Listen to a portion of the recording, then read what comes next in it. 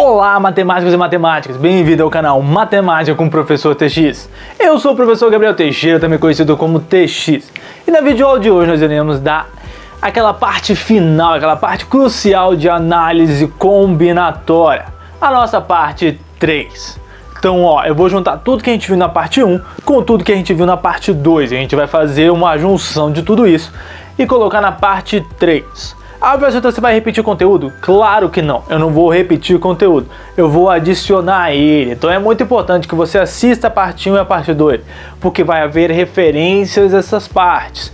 Por quê? Porque o nosso vídeo, o nosso canal, são aulas sequenciais, para que você assista uma coisa de cada vez.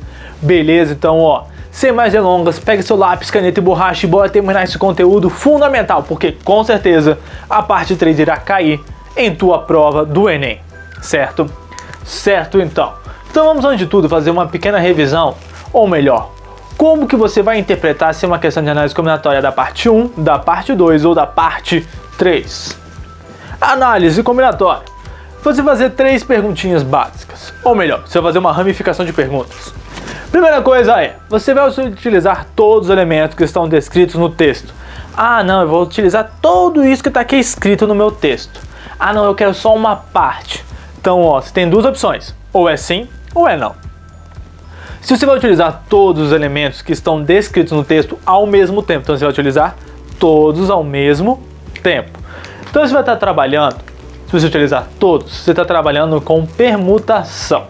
Isso significa que, se você está utilizando todos esses elementos, você vai apenas trocá-los de posição, certo? Então, se você vai utilizar todo mundo, você vai permutar. Então, se você não quer utilizar todo mundo, que é o que a gente quer trabalhar na aula de hoje, a gente está fazendo então uma segunda pergunta. A pergunta é, você por acaso vai formar grupos, certo? Se você não vai pegar todos, você vai pegar uma parte. Então, você vai pegar uma parte, você vai formar grupos. E esses grupos, existe uma questão de ordem. O primeiro que você escolhe, o segundo que você escolhe. Isso importa quem é o primeiro, quem é o segundo elemento que você escolhe para formar este grupo?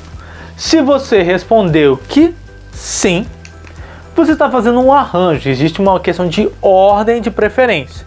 Se você não se importa com isso, está apenas convidando amigos para ir para uma festa. Você tem um grupo de 10 amigos, quer convidar 3?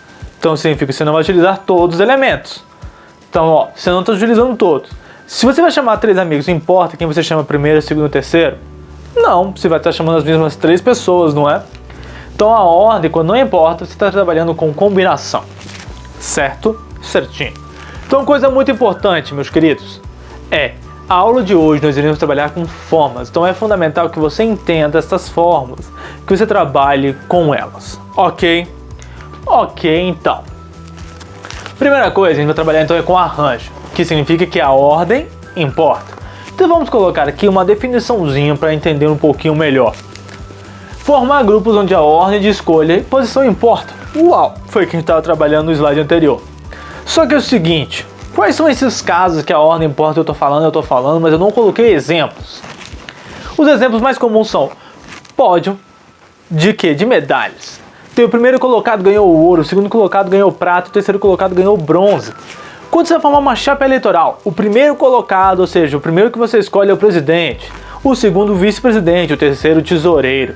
Ou questão de rankings, ah não, essa aqui é a melhor empresa, ah essa aqui é a segunda melhor, essa aqui é a terceira melhor. Então você percebe que existe uma ordem de preferência, uma ordem de escolha que vai importar e vai diferenciar as possibilidades. Então, agora que a gente sabe o que é um arranjo, eu falei para vocês também que é importante a fórmula. E por que eu falei que é importante a fórmula? Porque vocês vão ter que trabalhar com ela, ou às vezes vai parecer com a forma de fórmula a resposta. Então, se você já sabe como é que funciona essa fórmula, você já sabe como funciona. Mas eu coloquei um trecho aqui muito importante, que é o quê? É o mesmo princípio do PFC. Então, se você tem dificuldade com fórmula, você pode responder as questões numéricas com o quê? Com o mesmo princípio do PFC, tá certinho, dá certo. Então você não tem com o que se preocupar, porque a sua interpretação continuará a mesma. Só que nesse caso, a gente vai utilizar o PFC ou o arranjo.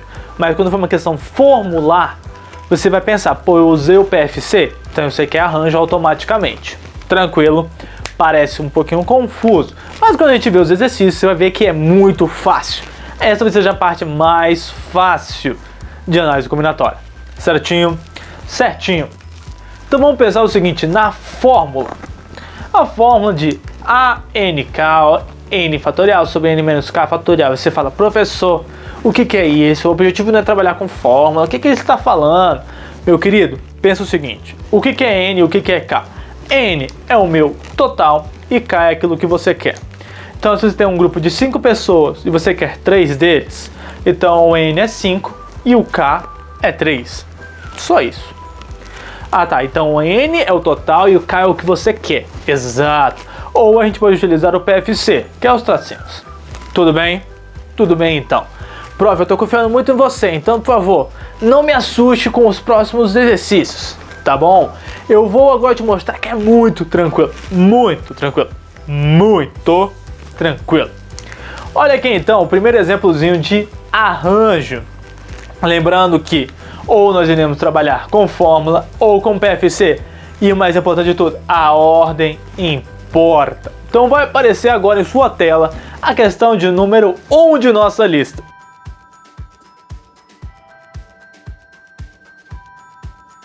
Leu a questão? Então vamos lá. Aqui ele está falando que existe uma comissão para formar uma comissão eleitoral, certo? Então o que importa é, o mais votado será o presidente, o segundo mais votado será o tesoureiro e o terceiro mais votado será o secretário. Então o primeiro e o segundo e o terceiro importam de tudo isso. Então vamos imaginar o seguinte, existem o quê?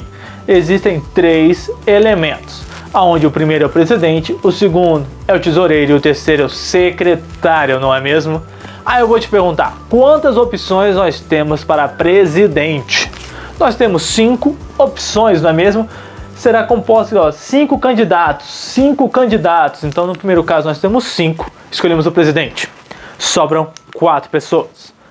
Escolhemos o tesoureiro, sobram 3 pessoas. Agora, só multiplicar, não é mesmo?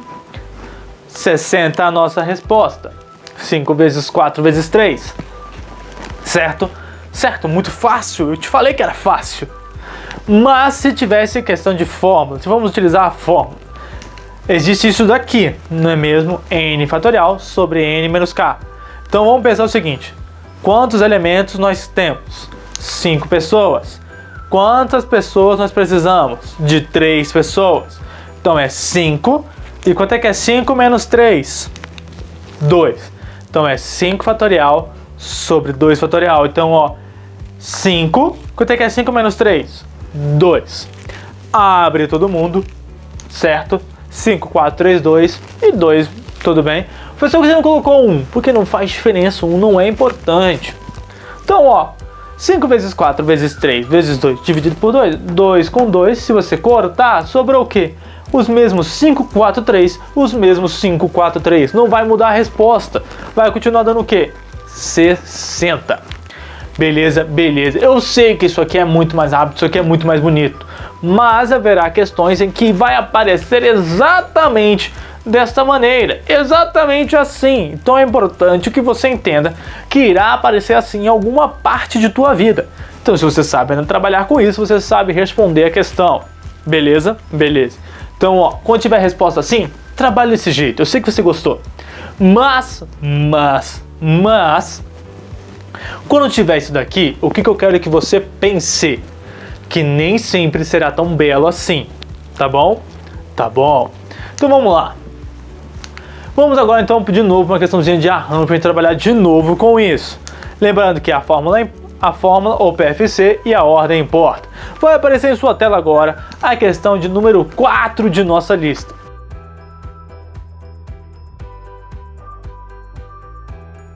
Leu a questão? Então vamos lá. Perceba então o seguinte, que existem 20 times, sendo então 6 deles paulistas. Ele quer saber a razão entre esses times, não é? Ele quer saber a porcentagem de jogos de times paulistas. Então se a gente vai lá, tem aula de porcentagem aqui do canal. Então como eu disse, tudo isso aqui são aulas sequenciais. Certinho? Certinho então. Vamos imaginar o seguinte. No geral, existe o time mandante e o time visitante. Existe um time do Rio e o time de São Paulo. Uma hora o time do Rio está jogando em casa lá no Maracanã. Outra hora o time de São Paulo está jogando lá no Morumbi. Então o que eu quero que você entenda? Eu posso jogar em casa ou eu posso jogar fora de casa. Então a ordem vai importar, porque vou jogar ou fora ou dentro de casa, com a minha torcida ou sem a minha torcida. Certo? Certo então. O nosso mandante, nós temos o quê? Nós temos 20 times. Já escolhemos um time mandante, então sobram 19 pessoas, 19 times para ser o quê? Visitante, não é mesmo? É mesmo. Então, no geral, nós temos 380 jogos no Brasileirão. É isso que realmente nós temos. Certo? Certo. Agora o que a gente vai analisar é o seguinte: quantos jogos são de times paulistas unicamente, exclusivamente? Vamos imaginar que nós temos o quê? 2 paulistas, nós precisamos de 2 paulistas. Dentre o quê? Dentre 6 times paulistas.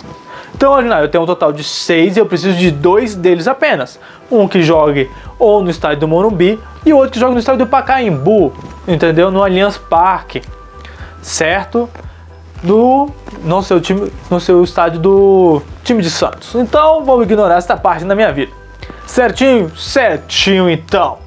Então, ó, de 6 eu preciso de 2. De 6 eu preciso de 2, não é mesmo? Então, ó, 6, quanto é que é 6 menos 2? 4. Abre todo mundo, 6 fatorial, 6, 5, 4, 3, 2, 4, 3, 2. Corta 4, 3, 2. Com 4, 3, 2, sobrou 6 vezes 5. 30, não é mesmo? Então agora, para saber porcentagem, eu tenho que imaginar que é o que eu quero sobre o meu total.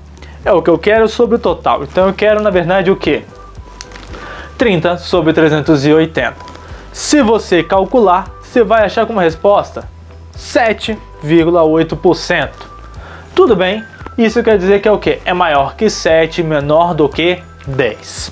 Beleza, meu querido? Beleza. Eu sei que isso aqui é muito mais bonito. Fazer desse jeito é muito mais fácil. Eu sei do fundo do meu coraçãozinho. No entanto, eu vou te mostrar agora por que eu estou insistindo com a fórmula. Preste muita atenção nessa questão de arranjo que vai aparecer em sua tela agora, a questão de número 3 de nossa lista.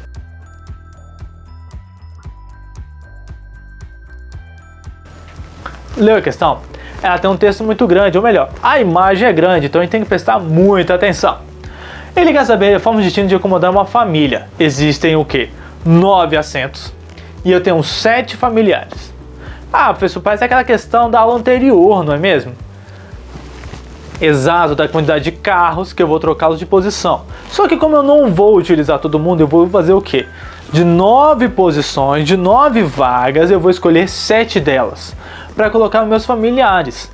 Ah, professor, então a ordem não importa, né? Porque eu vou ter 7 pessoas dentro do meu avião. Errado. Por que a ordem importa nessa questão? Se nós temos 7 lugares dentro de um avião, existem os lugares mais próximos da saída, os mais longes da saída, certo? Existe o no corredor, existe o na janela, existe o do meio, existe os que estão aqui no meio da muvuca, os que estão ali na frente, na área VIP. Então a ordem importa. Importa onde você senta. Não é qualquer lugar, é onde cada um senta, certo? Porque não está em ordem, todo mundo tem a mesma preferência. Não, existem lugares diferentes, com posições diferentes, com casos diferentes. Se a pessoa é mais alta, se a pessoa é mais baixa, ele vai ter uma escolha, certinho? Certinho. Então nesse caso a gente tem que trabalhar com o quê? Com o arranjo. De 9 eu tenho que escolher 7 lugares, não é? Só que outra coisa, a resposta está o quê? Em fatorial. Então se você não sabe a fórmula, você não tem como, você teria que calcular cada um desses e tentar descobrir quanto é que dá. Você gastaria muito tempo, não é mesmo? Então vamos imaginar o seguinte, de 9 lugares, eu quero escolher 7 deles, não é mesmo? De 9 eu preciso de 7, de 9 eu preciso de 7. Quanto é que é 9 menos 7? 2, letra A. Em menos de 10 segundos você respondeu a questão. Por isso que eu estou tentando te explicar que em alguns momentos é importante que você saiba a fórmula. Mas se é uma questão com resposta, que nas questões anteriores, você não precisa de fórmula, você faz direto com os tracinhos. Beleza? Beleza então, meu querido. Vamos então para terminar nossa aula, a parte de combinação. Nós iremos então entender que combinação, assim como arranjo, vou formar grupos. Só que em combinação, a ordem que eu escolho meu grupo não importa, não é mesmo? Vou formar grupos onde a ordem de escolha não importa. Quais Quais são esses casos mais comuns? Foi aquilo que a gente estava falando, chamar amigos para alguma atividade, algum evento, chamar para ir no cinema, chamar para dormir em casa. Então a quantidade de pessoas que você vai chamar, ou melhor, a ordem que você escolhe essas pessoas, não irá fazer diferença na vida delas, certo? Então você vai separar em objetos pequenos, ou seja, separar objetos iguais em grupos pequenos. Não faz diferença. Então, ó, de novo, vai ser similar a tudo. Similar ao PFC, similar a arranjo. Só que nesse caso, a fórmula é um pouquinho maior. Só que eu coloquei aqui que a fórmula é similar à permutação com repetição, por causa do último exemplo que nós utilizamos lá da aula, na questão de desafio. Na questão de desafio, ele é bem similar à questão de desafio. Por quê? Porque eu vou utilizar todos os elementos e vai utilizar todos os denominadores fatoriais. Meio confuso, não é? Mas quando você vê na questão, você vai lembrar um pouquinho desta aula. Então, ó, a fórmula, de novo, vai aparecer um N e vai aparecer um K. Então preste muita atenção, que agora eu adicionei um fator K fatorial. Professor, é muito confuso. Eu sei que é. Então a gente vai com muita calma nesta hora. Lembrando que o N é o nosso total e o K é aquilo que você quer, é o que você precisa. Tudo bem? Tudo bem. Então, ó, vamos fazer 3 exercícios para terminar o dia feliz, terminar essa matéria com todo o entusiasmo que precisamos. Primeira coisa é combinação, a ordem não importa, e temos que trabalhar com essa formulinha bem aqui. Ok? Ok. Então vamos lá. Na sua tela, a questão de número 10 de nossa lista.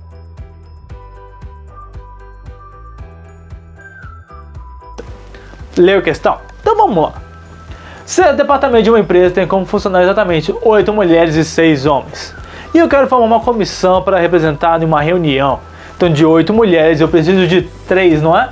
E de 6 homens eu preciso de 2. Se eu escolho fulano e ciclano, ou ciclano e fulano, faz diferença? Não. É o mesmo grupo, não é mesmo? É, prof. É mesmo. Então não faz diferença. Não faz diferença. Então vamos imaginar o seguinte, existem os homens e existem as mulheres.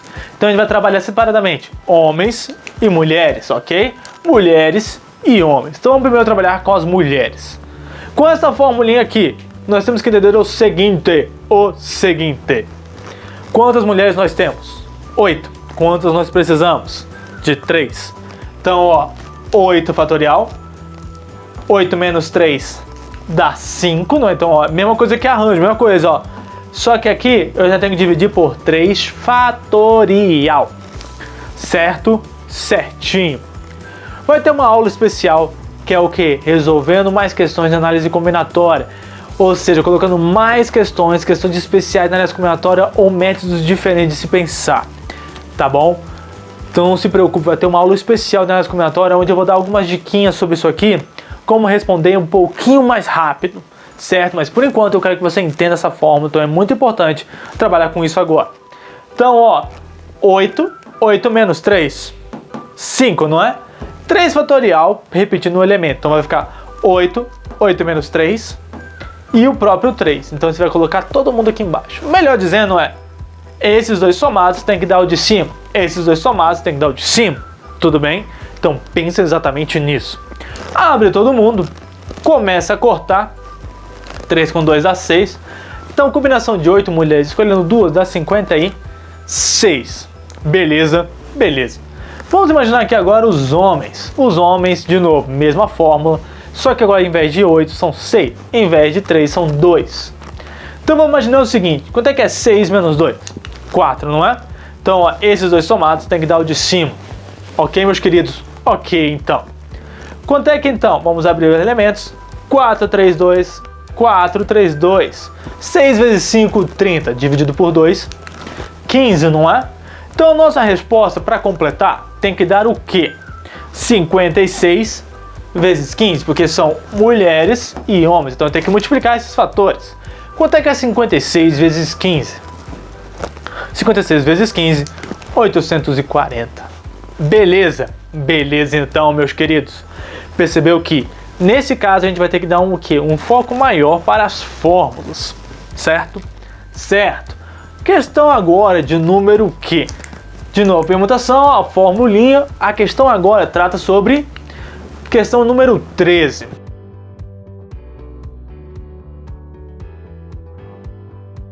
Leu a questão? Então vamos ver do que está se tratando essa questão. Ele está falando que existem o quê? 5 funcionários, e para funcionar esta loja eu preciso de no mínimo 1 e no máximo o meu total de funcionários. Então eu tenho que ter ou 1 funcionário, ou 2 funcionários, ou 3 funcionários, ou 4, ou 5. Mas eu preciso destes totais de funcionários. Eu não posso ter nenhum funcionário em casa, não é?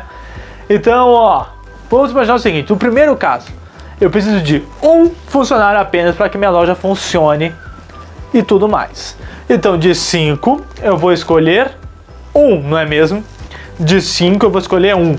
Então, ó, 5, 1. 5, 1. Quanto que falta do 1 para chegar no 5? 4. Então, ó, 5, 1. Quanto que falta para chegar aqui em cima? 4. Em vez de você ficar repetindo, escrevendo e tudo mais, fica mais fácil, né? 5, 1. Quanto que falta? 4. Abre todo mundo. Isso vai dar quanto? 4, 3, 2, 4, 3, 2. Vai dar 5. Aí você fala, ah, tá fácil, não é? Vamos para o segundo caso. 2 funcionários. Então vai aparecer o 5 e o 2, não é? Quanto que falta ainda? 3. Então vamos abrir de novo. 3 de 2, 3 de 2. 5 vezes 4, 20. Dividido por 2, 10. Aí você fala, tá fácil, não é? 3 funcionários, 5, 3. Então, para chegar ali, faltam 2, não é mesmo? Mas agora pensa uma coisa. Isso daqui não é igual a isso daqui? Não é a mesma coisa? Se é a mesma coisa, mesmo denominador, tem que dar a mesma resposta. Então, tem que dar 10. Acabou a conta. E agora, ó, 4 funcionários. 5, 4. Quanto que falta? 1. 5, 4, 1. 5, 1, 4. Tem que dar quanto? 5. Meu Deus, é impossível. Oh, meu Deus. É tão fácil assim? É tão fácil assim. Por quê? O trabalho de interpretar, nós já tivemos. Então, a realização de contas, às vezes, vai ficar o quê? Muito repetitivo, muito metódico. Então, você acaba percebendo que é tudo igual. E, por último, 5, 5. Poxa, prof, vai ficar 5, 5. Quanto que falta para chegar? 0. Então, por isso que é importante. Eu utilizei o quê? Uma anotação da aula passada. Eu falei para vocês na aula passada que 0 fatorial é igual a 1, porque em algum momento nós teríamos que utilizar, e chegou este momento. 0 fatorial é 1. Então, 5 fatorial sobre 5 fatorial, 5, 4, 3, 2, 5, 4, 3, 2, simplificando dá 1, não é mesmo? Então, ó, 5, 5, 1. Ou melhor, de 5 funcionários você vai escolher 5. Só tem uma maneira de escolher isso, né? Escolhendo todo mundo. Ó, faz sentido, não é? Então agora nós temos 5, 10, 10, 5, 1. Eu vou multiplicar? Não, por quê? Ou eu tenho 1, ou eu tenho 2, ou eu tenho 3, ou eu tenho 4, ou eu tenho 5 funcionários. Então nesse caso eu vou fazer o quê? Eu vou somar. Então a minha resposta é a soma de 5 mais 10 mais 10 mais 5 mais 1. Isso no total vai dar quanto? 31. Beleza? Beleza, então. Fechamos aqui a questão 13. Agora, ó, última questãozinha do dia, para finalizar com chave de ouro. A questão de número 11 de nossa lista.